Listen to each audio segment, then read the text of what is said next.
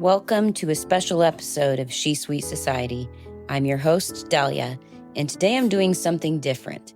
While this podcast has always been about creating space for women to share their authentic stories, I've realized that I've been asking you to be vulnerable while keeping my own deepest experiences close to the chest.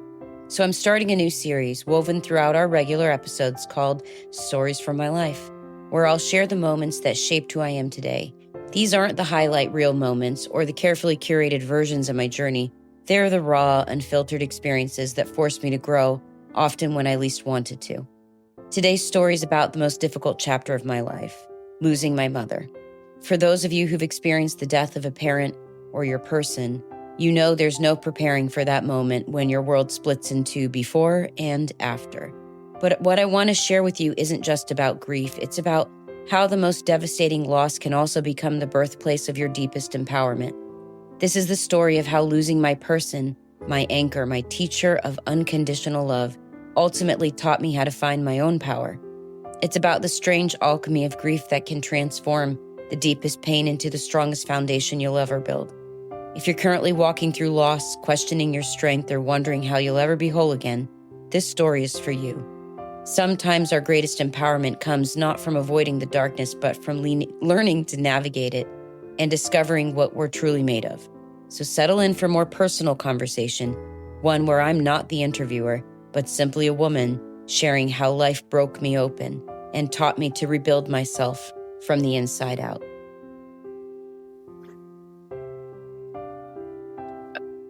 So I'm going to tell you a little bit of my story so that you have that sprinkled in as promised in one of the earlier episodes. I am that person. I am that rock. They call me the helper, the fixer. Literally, my title is VP of Stuff at my job. I'm the person, the go-to person for a lot of people, whether it be at work or personal. I'm my kid's safe space. I'm my friend's confidant. I am that rock. Your one phone call, hopefully not from jail, but if you know, I'm there for you there too. What's funny about people like us, because I know I'm not the only rock out there. In fact, a lot of these women that I've had on this podcast are the rocks of their families too, and their circles. I also have a rock. Every rock has a rock. And my rock was my mom. But she was more than my rock. She was my person. She was my person. We were, for lack of better words, she was my person. And she was the type of person for me that I would call. We could talk about nothing or everything in between, and just literally that comfort that you get from being with your person. I was hers, she was mine. We equally went through a whole heck of things that I'll tell you some extra stories in some other episodes. But for this one, I just want to explain, if you have your person out there and they're still with you, I hope you hug them so tight. Because once you lose them, especially their life, it's gone forever. I mean, you have bits and pieces. So she was diagnosed with stage 4 breast cancer. And 2 years to the date of her diagnosis, she passed away. That also happened to be 7 days after my birthday. And anybody that's lost anybody to a debilitating disease typically knows that right before they pass, they get this rally, this like last burst of energy. And you think like, oh, they're going to get better. It's going to change. They're going to do great. But really, it's just that last big energy before they pass. And her last big rally was right on my birthday. She got her last big hurrah just to sing me happy birthday. That's how much of my person she was. And I could talk forever about the coincidences and the synchronicities of the dates and all things like that, but that's not for that. So she passed, and I had no idea how I was going to move on. I didn't know who I was. I had no foundation anymore. I had no sense of reality. I had nothing. I was broken, really broken. And I looked to my husband because, that's why what a lot of people would do is you look to the partner you chose in life. And we were not equal. He could not meet me at the level or the depth of grief that I was in. And I don't fault him for that. It was something that he just couldn't touch. And I'm not sure he'll ever be able to. And that's okay. But it wasn't okay for me. I needed support and I didn't know what to do. I still have these 2 little kids and they're looking to me and I had nobody to turn to. So you really have a few choices then. What do you do? What do you do? So as I'm sitting there trying to figure out what the meaning of my life is, having lost the one person that helped me make sense of both our lives, to say I was lonely is an understatement.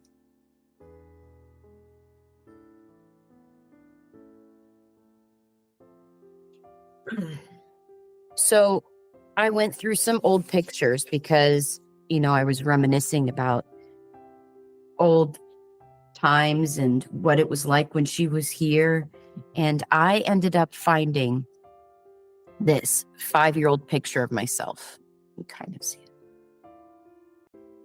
How can I look at this little girl and not recognize me?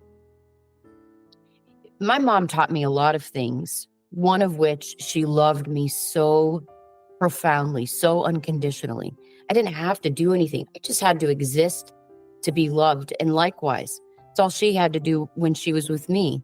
That's, I think, a good telltale sign of that's your person, is you just sit with one another. You don't have to do anything, be anything, say anything. Just the fact that you exist is all you need. That's the love. That's that love. So profound. How can I look at this little girl? Look at her. She has these disheveled hair, pigtails, braids, rainbow shirt. She's so excited for life.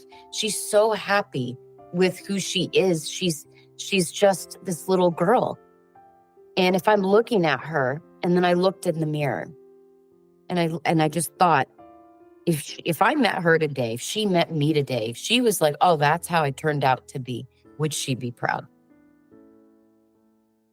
Would she look at me and think, yeah, I'm going to do great?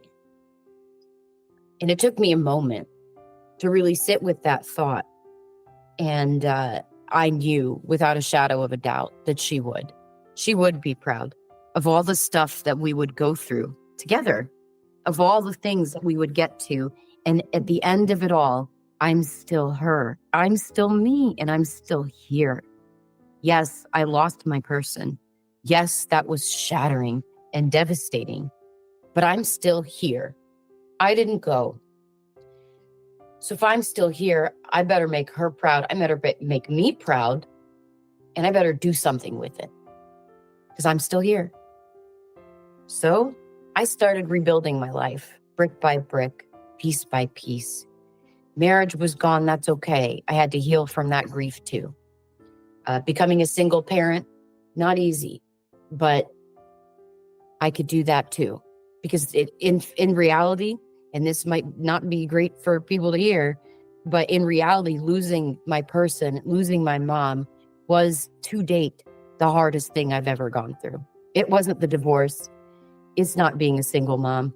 It's losing my person. Because once you understand that you can't get that back, you can't get back the time that you have, you start to understand how precious time is. And you don't want to waste a moment of it. Not with the wrong people, not in the wrong spaces, not at the wrong companies, not anywhere. You don't want to waste a moment. And I understood that. I also understood that I had put all these labels on myself. Like I just said, single mom, VP, director, wife, friend, all these labels mean absolutely nothing. I know some people worked really, really, really hard for these labels that they got. Obviously, like PhD, doctor. It's all feeding your ego. You are still you. You are still a human. You can still and are capable of caring about one another and lifting one another up. I had a network of people at the time, but they were sprinkles of people, right? Sprinkles of friends that were trying to lend a helping hand to try to lift me up. And I'm forever grateful for those people. I'm forever eternally grateful for my mother for teaching me how to love so unconditionally, because now I love myself just as hard. And when you learn to do that for yourself, when you learn to wipe away all the labels and you are just you, that kind of power, that kind of strength is immovable. It's immovable. I am who I am today. Still that 5-year-old little girl, curious and mischievous, still up for a good bit of trouble. But I really do love that I exist right now to teach people how to do this too.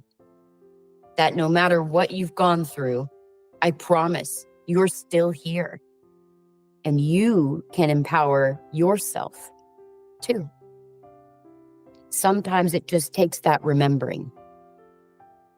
It really does. I don't know a 5-year-old at all that's like, yeah, I want to be a VP of XYZ, or I would like to work in finance. Nobody says that.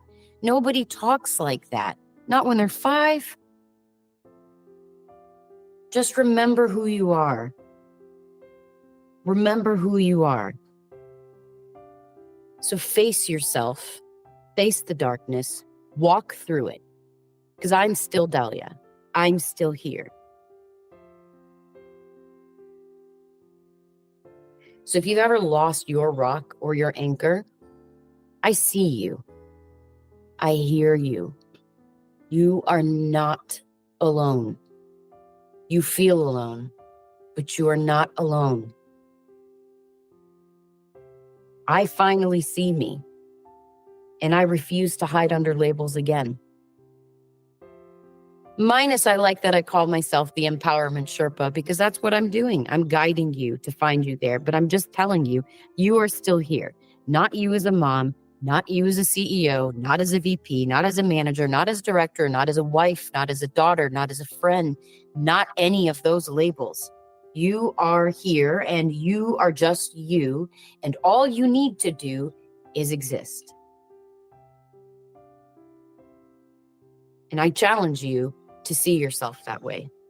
I challenge you to go find that 5-year-old version of you, sit with that person for just a moment, and then look in the mirror.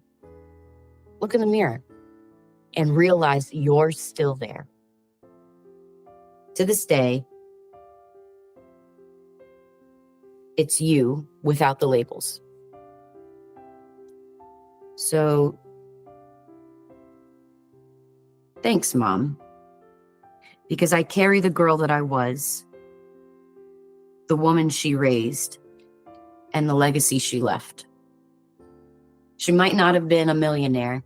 She might not have been a name that's taught about in history books. But she was more than that, because she understood that the impact you have on those closest to you with the time you have is all that really matters. And that love, coming from love, people can't take that from you. They can try. They can take everything else away. They can try to break you down, but they can't take that from you. And darn it, you shouldn't be the one doing it to you either. So go find yourself. Go find your picture. And if you need help, if you're going through a dark time, call me. That's my specialty. Walking you through the darkness, because you're not going to get there hiding from it. You're not going to get there escaping, using whatever excuse you have. You don't have to live that way. And we really can support one another. We really can be here for one another. So that's a little bit about my story. I'll tell you more later. Till then, just remember that your life is yours to live. Why not make it extraordinary?